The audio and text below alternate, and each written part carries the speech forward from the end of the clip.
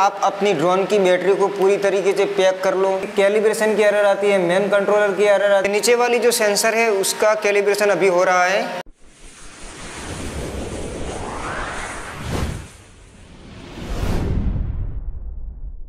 Welcome to my channel Tech Show BK.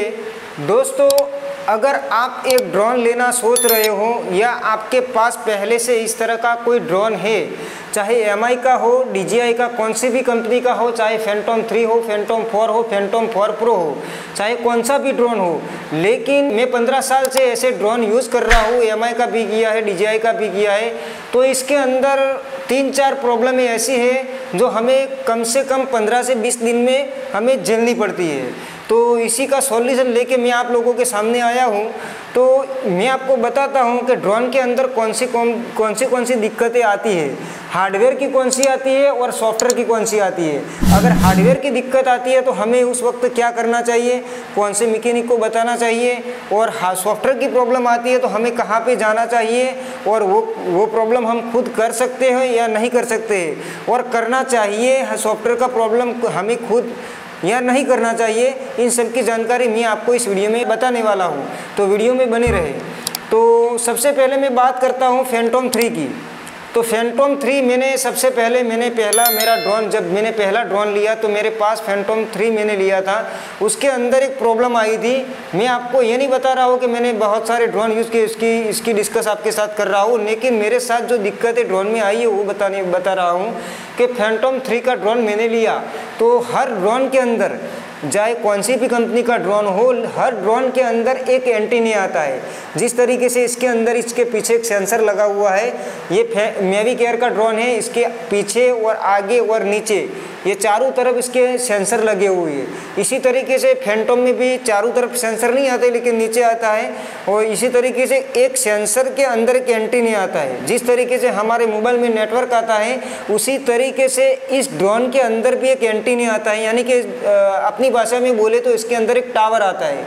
तो वो tower का काम होता है अपने रिमोट के साथ कनेक्ट करना, यानी कि जब हमारा ड्रोन फ्लाई हुआ यहाँ से तो इसके साथ कनेक्ट रखता है वो टावर, यानी कि जब मोबाइल में टावर नेटवर्क आता है तो टावर से कनेक्ट होता है। इसी तरीके से हमारे रिमोट के साथ ये ड्रोन कनेक्ट रहता है, जो टावर होता है वही।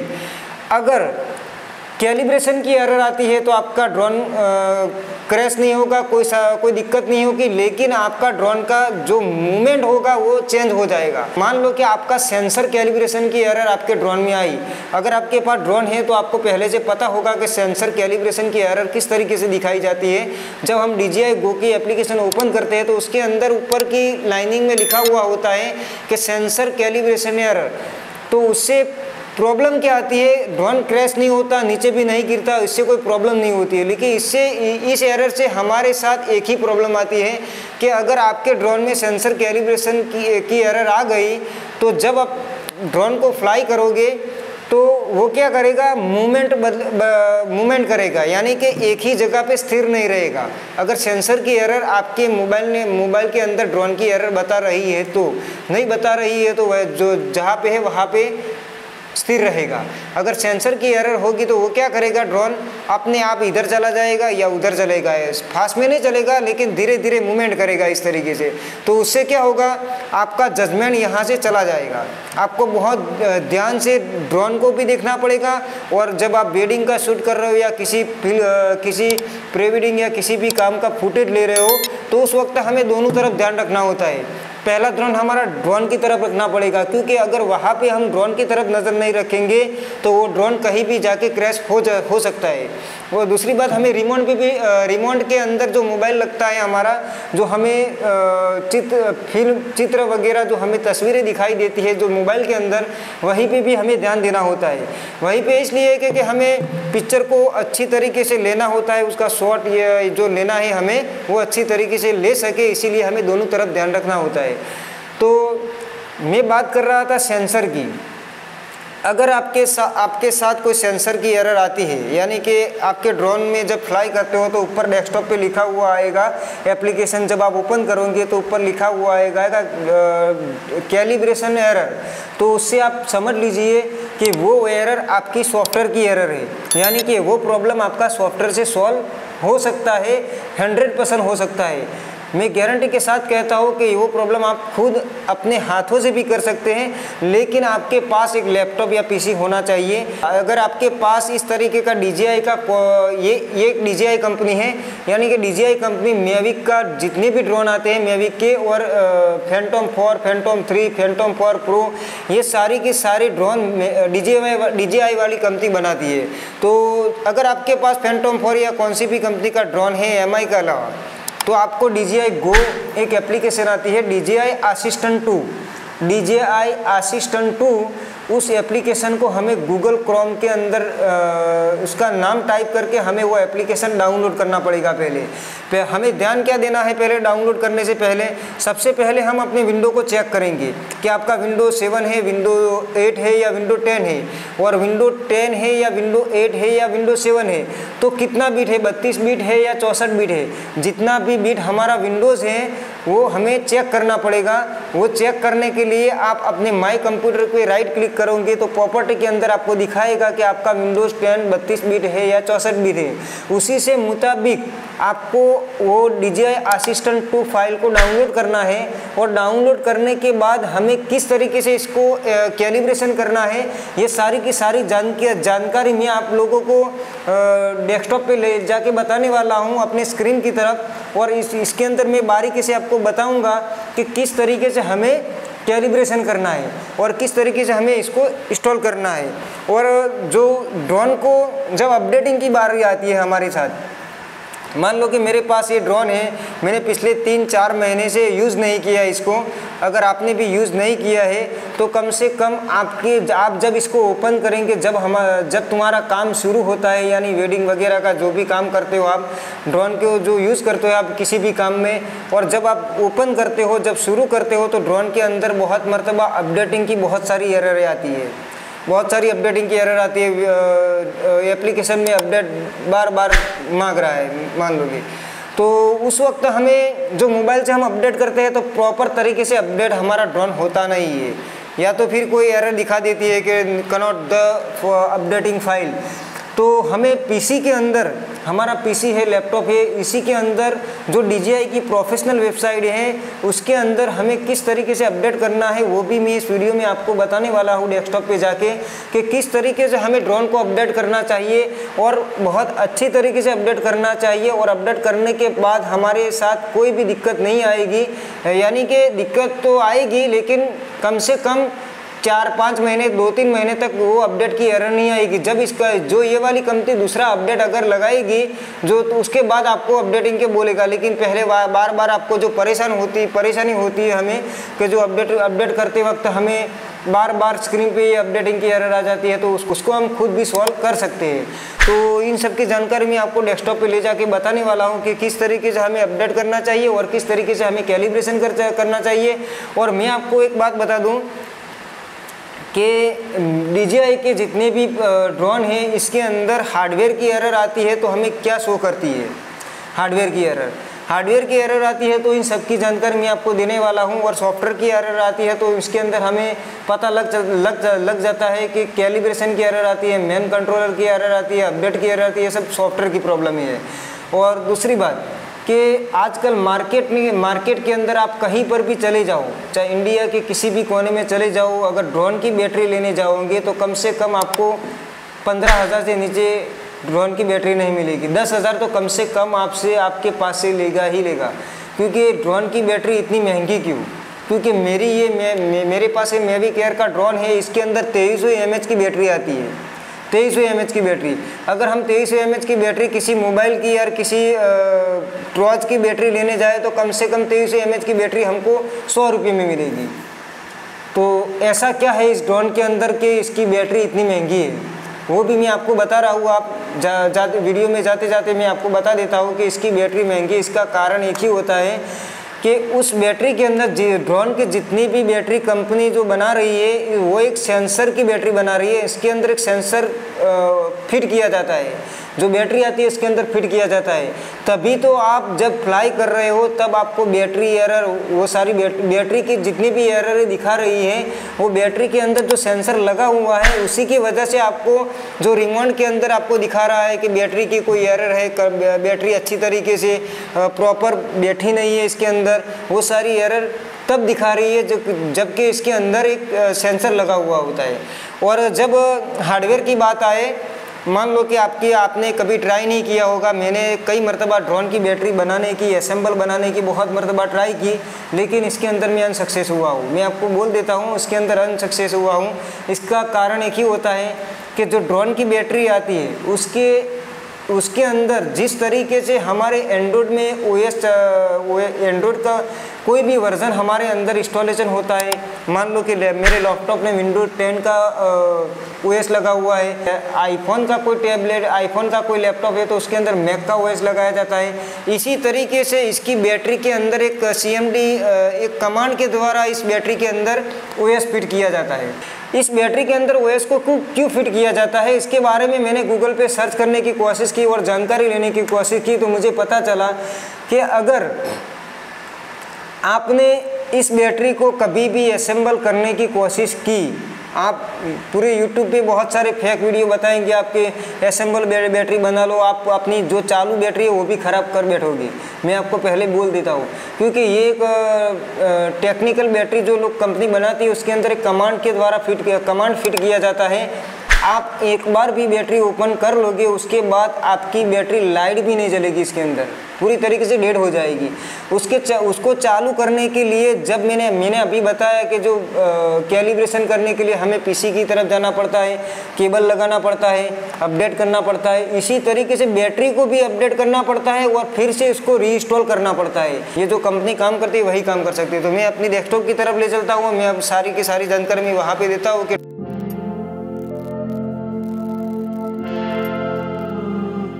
सबसे पहले हमें ड्रोन को अपडेट करने के लिए आप अपनी ड्रोन की बैटरी को पूरी तरीके से पैक कर लो, 100% इसके अंदर चार्ज होना चाहिए। और सबसे पहले मैं अपनी ड्रोन को बैटरी को अटैच करता हूं, उसके बाद ड्रोन को ऑन करूंगा।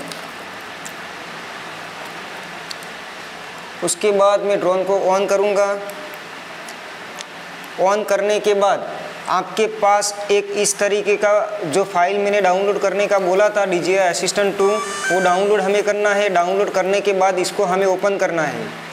ओपन करने के बाद हमें इसको यस करना है। यस करने के बाद आपके ड्रोन के अंदर जो भी केबल आपको लगता है, एंड्रॉयड लगता हो या C टाइप का लगता हो, जो भी लगता हो उसको हमें ड्रोन के साथ अटैच करना है। तो मैं इसको अटैच करता हूँ। अटैच करने के बाद यहाँ पे जब भी आप अटैच करोगे तो यहाँ पे आपका ड्रोन का डिटेल बताई देगा। मेरा मैविक एयर का ड्रोन है तो यहाँ पे उसने बता दिया मैविक एयर, तो मैं इस पर क्लिक करूँगा। क्लिक करने के बाद यहाँ पे आपका लास्ट अपडेट कब हुआ था और इसका अपडेट अभी आया है नहीं आया है, वो सारा कुछ डिटेल यहाँ पे बताई देगा। तो मेरा करंट अपडेट है 9/4/2019 का। उसके बाद यहाँ पे ऑप्शन आता है कैलिब्रेशन का, उसके बाद आता है सिम्युलेटर का। तो हमें जब कैलिब्रेशन दो तरह का होता है, एक सेंसर कैलिब्रेशन होता है और एक होता है ओनली कैलिब्रेशन। तो ये जो अपडेटिंग हो रही है वो सेंसर कैलिब्रेशन हो रही है। यहाँ पे मैंने आपको बताया था कि ये सेंसर है, तो इस सेंसर की वजह से हमारा जो ड्रोन है वो मूव होने लगता है। तो हमें इसको कैलिब्रेशन करना है। तो क्या करेंगे, कैलिब्रेशन पे क्लिक करेंगे। क्लिक करने के बाद यहाँ पे नेक्स्ट करेंगे। नेक्स्ट करने के बाद फिर से नेक्स्ट करेंगे। उसके बाद फिर से कैलिब्रेशन नाउ इस पर क्लिक करेंगे। क्लिक करने के बाद इस तरीके का आपका टूल आएगा। उसके बाद हमें यहाँ से सेटिंग करना होगा। तो मैं अपने ड्रोन को सेटिंग करता हूँ। जो लाइन आपको दिखा रही है वो लाइन पे हमें सेटिंग करना है। इस तरीके से हमें जो ग्रीन पट्टी आपको दिखाई रही है उसी के साथ मैच करना है। मैच करने के बाद जिस तरफ ये ब्लू पट्टी जाएगी वहाँ पे हमें पीछे पीछे जाना है। तो इसके पीछे में आऊँगा। ये ब्लू पट्टी जहाँ पर भी जाएगी वहाँ पे हमें जाना है। ये हमारी प्रोसेस 3 बार चलेगी, 3 से 4 बार चलेगी। धीरे धीरे से हमें मूव करना है। इस तरीके से।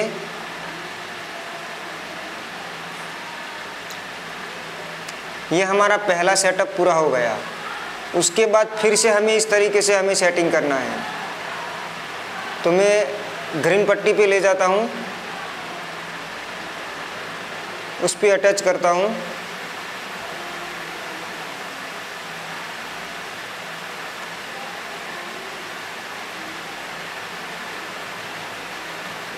हो गया।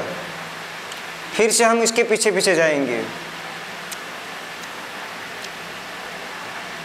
ये हमें 3 से 4 मरतबा आपके अंदर जितने भी सेंसर लगे हुए हैं ड्रोन के अंदर, उतनी मरतबा हमें इस तरीके से कैलिब्रेशन करना है।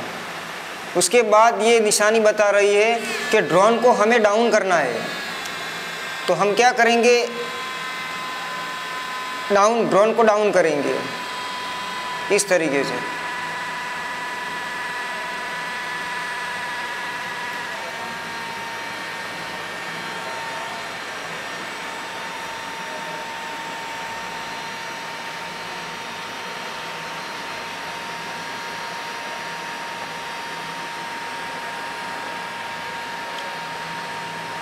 ये नीचे वाली जो सेंसर है उसका कैलिब्रेशन अभी हो रहा है। उसके बाद पीछे वाला जो सेंसर है उसका कैलिब्रेशन होगा। उसके बाद हमारा ड्रोन बहुत बेहतरीन तरीके से फ्लाई कर सकेगा, किसी भी तरीके का उसके अंदर मूवमेंट नहीं आएगा।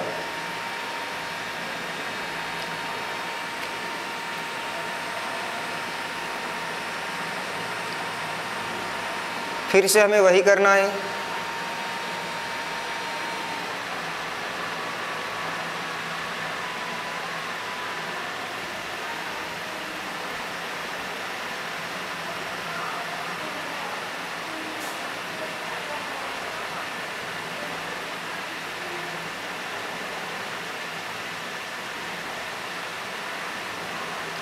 उसके बाद उसने बोला इस तरीके से हमें डाउन करना है, गिम्बल को हमारी तरफ करना है और उसकी जो पूंछ है, जो 4 USB केबल है उसको पीछे करना है। उसके बाद हमें इस सेंसर को कनेक्ट करना है। तो ज़रा आगे पीछे करेंगे तो इसको ये ग्रीन पट्टी से कनेक्ट होगा।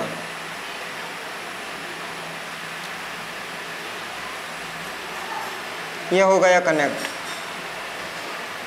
उसके बाद जिस तरफ ये ब्लू पट्टी जाएगी उसके पीछे पीछे हम जाएंगे।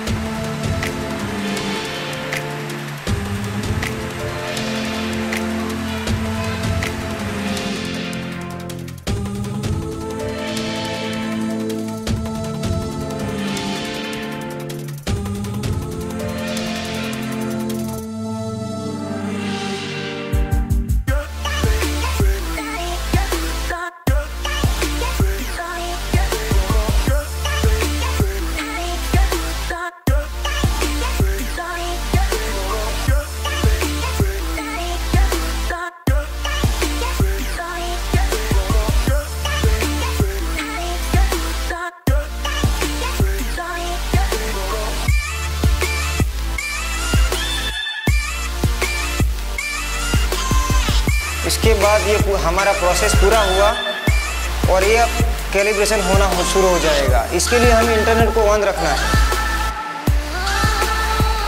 उसके बाद हम एक बार इस ड्रोन को रिस्टार्ट करेंगे। ये हमारी प्रोसेस पूरी हो चुकी है। और अगर आप अपडेट करना चाहते हो तो इसी तरीके से आप यहाँ पे फर्मवेयर अपडेट पे आ जाइए। एक बार फिर से ऑन होने दो।